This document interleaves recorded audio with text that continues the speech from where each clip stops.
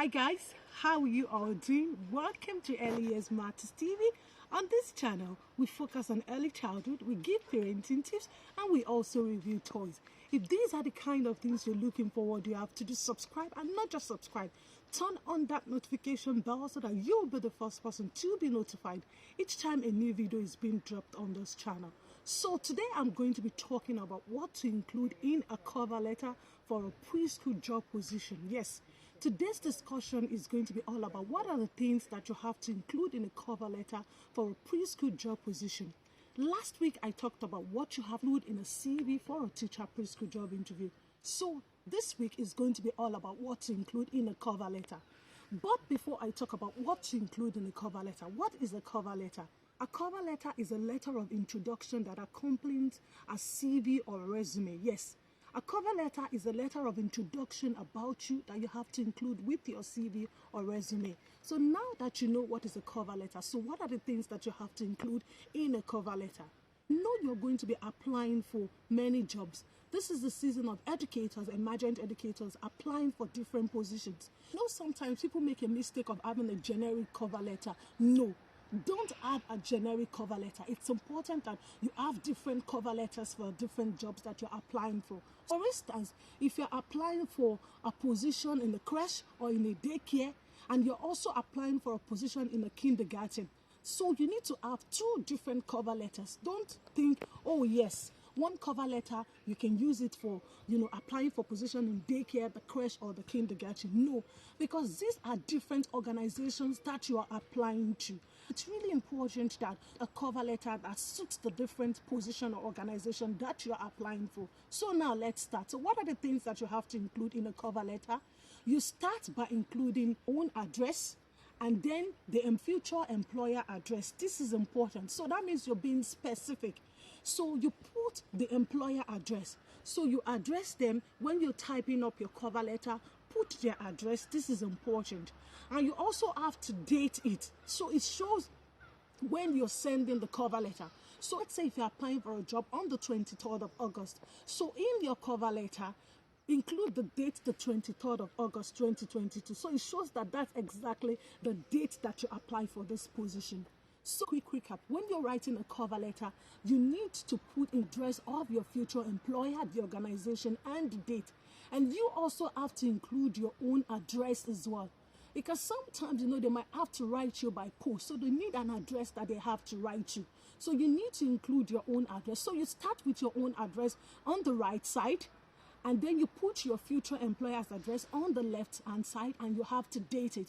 So you put the date as well. This is important. And then the next one is the salutation. So in relation to the salutation, you have to be specific.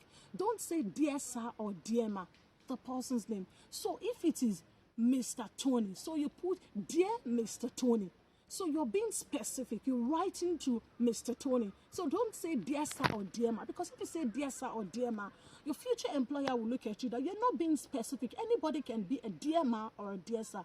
So it's important to be specific in your cover letter. So dear Mr. Tony, dear Mrs. Susan, dear Dr. Shea, dear Dr. O'Connor. So that means you're being specific. So after the salutation, then you introduce yourself. You start by introducing yourself. Tell them your name. Okay, so my name is Florence Ajala, and tell them what you're applying for. I'm applying for a position in your preschool as a preschool assistant. And then next you have to tell them your qualifications that you have. So for instance, if they're looking for someone to work as a preschool staff, and the person needs to have a degree in early childhood. So if you have a degree in early childhood, write it in the cover letter. My name is Florence Ajala. I'm applying for a position as a preschool staff. I have a degree in early childhood. So be specific.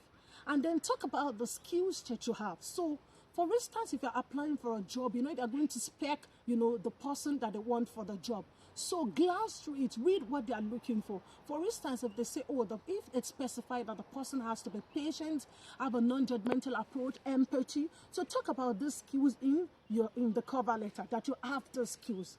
And then talk about what makes you the best candidate for this job. So the cover letter is an avenue for you to sell yourself, because you remember last week that I said for the CV it has to be 2 pages max. So the cover letter, tell them as much information that you want them to know. So tell them the skills that you have that makes you the best candidate for this job.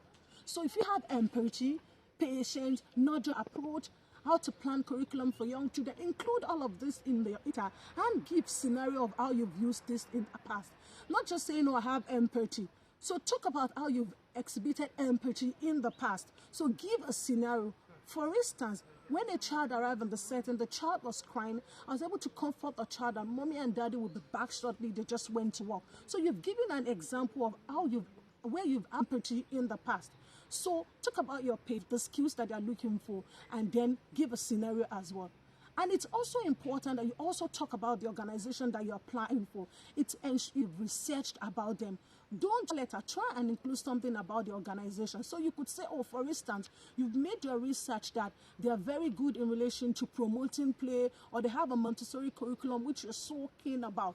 So it shows that you researched about them. So you could also talk about, oh, through your research, you know that they are the best preschool in your locality. So it shows that you've done research about them. And future employer wants this. They want someone that knows much more about them. They look at it, yes, this person is not just applying. They know much more about us. So it's important you've researched about them.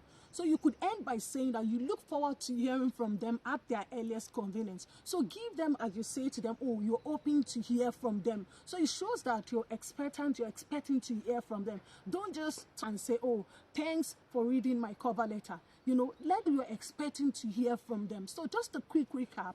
In your cover letter, like I said, don't include a generic cover letter. So have different cover letters for the different jobs that you're applying for.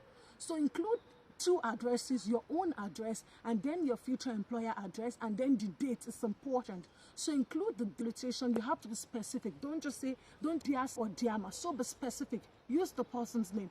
So start by introducing yourself, your names, the qualification that you have that makes you the right candidate for the job, the skills that you have, the experience you have, and the research that you've done about the organization, and talk about how you are the right candidate for the job. And lastly, end your cover letter by saying that you look forward to hearing from them. I'll tell you, if you include all of these points in your cover letter, don't over other candidates. And like I said in my past videos, you're not the only person applying for this position, so you need to stand out. And how you can stand out is having a cover letter that shows that you are the right candidate for the job. If you want more of this tip on this channel, what you have to do, subscribe, and not just subscribe, turn on that notification bell so that you'll be the first person to be notified each time a new video is being dropped on this channel. Until I come your way next time, stay safe and mind yourselves for now. Bye.